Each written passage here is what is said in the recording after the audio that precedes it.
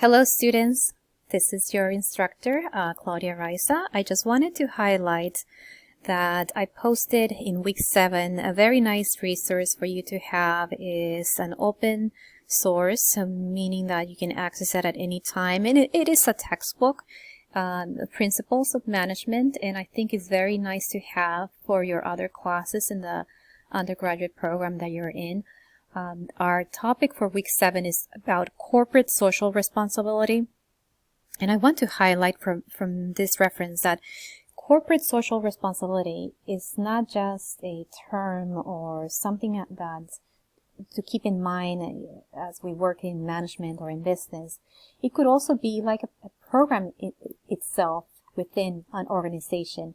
It could be part of the mission statement or the vision statement of a organization or company. But basically, corporate social responsibility is about thinking beyond just pure profits. So as you can see right here, it's just a very simple term that we have to think about our own responsibility in society, of not just that we're creating a product or a service and we're selling it just to make money or to make profit. Obviously, that is the goal of any business, to make a profit, to be efficient in society, and to be able to make a profit. But corporate social responsibility doesn't mean that you have to have a corporation, and it could also be definitely for small businesses or even for an employee, that you think about your own business, your own organization, and in all the acts that you do as being socially responsible. And from this source, you have other things to consider.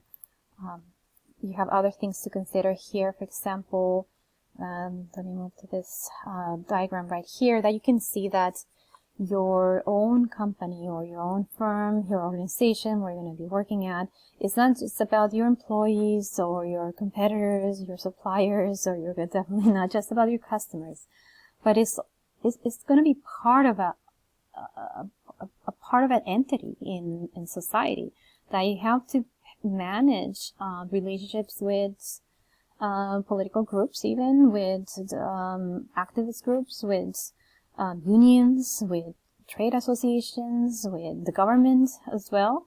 And this is because you're going to be dealing with all these different sectors or different bodies in any type of business.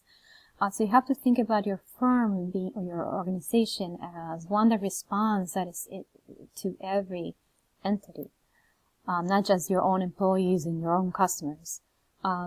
So that's what we mean about that you have to think about the major stakeholders.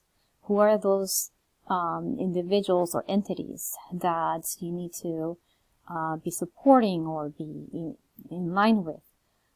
So as you can see there, this is a very nice little chapter from this resource that you can have in front of you, especially as you're going to be in other classes, and also gives you some latest information even about outside of the U.S., examples of companies that have been successful with their corporate social responsibility program. And so I just wanted to highlight this. It's pretty nice to have in front of you, and I welcome you and encourage you to read it. Okay, bye-bye.